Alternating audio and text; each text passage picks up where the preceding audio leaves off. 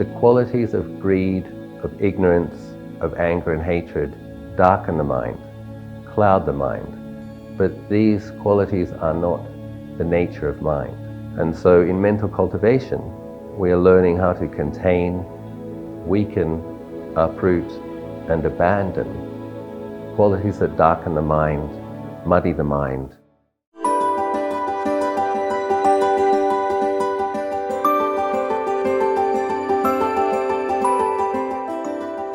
All of us are in the pursuit of happiness.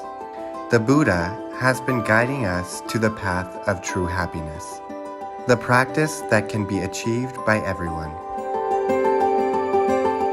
The basic ways to the presence and clarity of mind for global fellow.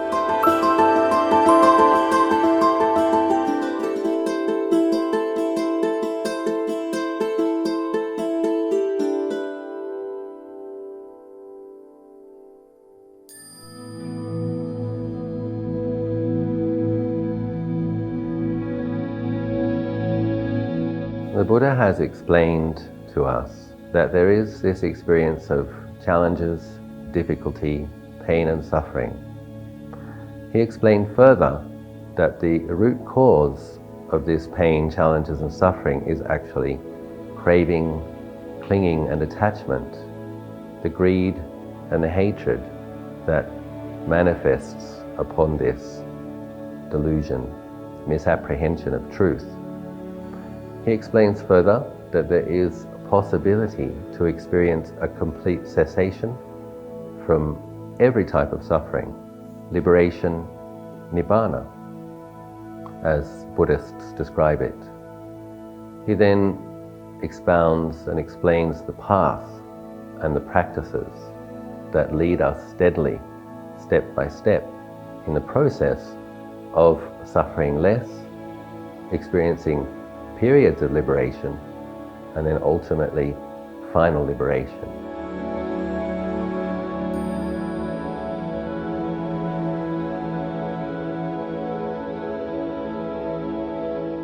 The Buddha explains that the root cause of suffering is clinging and attachment, craving and aversion, liking, not liking.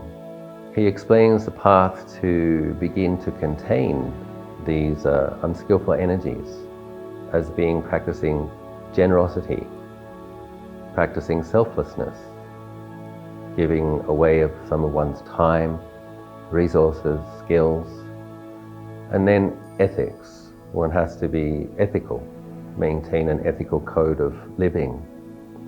And then there is the mental cultivation. In Buddhism, this is dana, generosity, sila, ethical conduct, bhavana, mental cultivation.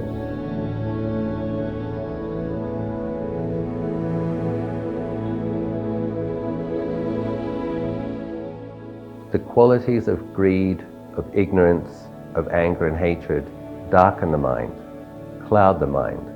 But these qualities are not the nature of mind.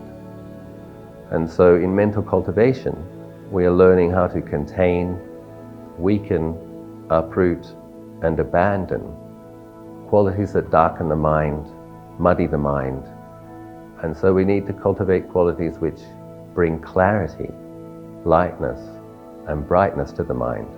And that's what our mental cultivation is about. So simple practices such as coming to sit meditation and observing the breath for half an hour, for example. We learn how to be present in the body, in the moment. We learn how to be with one breath as it arises, stays for some time, ceases. One in breath, one out breath.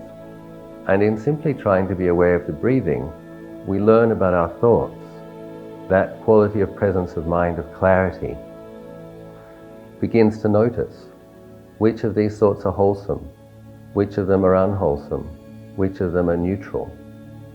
And we learn about our minds simply by observing them with a quality of more clarity. As simple as it sounds, it's an extremely profound practice, because this process of seeing clearly, truthfully, is weakening and uprooting delusion. When delusion is weakened, the clinging, the craving, the grasping is also weakened.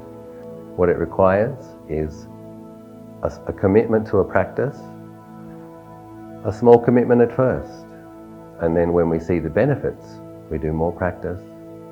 And as the deepening peace, deepening clarity, serenity, tranquility, contentment, as these qualities deepen, our commitment to the practice can also deepen. And it is possible to realize a freedom from suffering, which comes from letting go of the causes of suffering, clinging and attachment.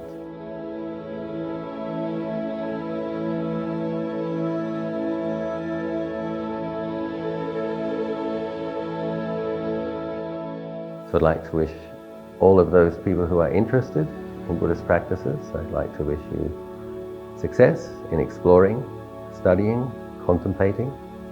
Lord Buddha explains that we develop wisdom through 3 modes: listening, studying first, then contemplating deeply, does this make sense? And seeing that things make sense, practicing, and then knowing for oneself the fruits of practice, that it is possible to reduce one's challenges, difficulties, suffering through mindfulness, concentration and wisdom, and ultimately to abandon all the causes of all suffering and experience unshakable peace. So I'd like to wish you success in your studies and your practice, and in realizing your true potential.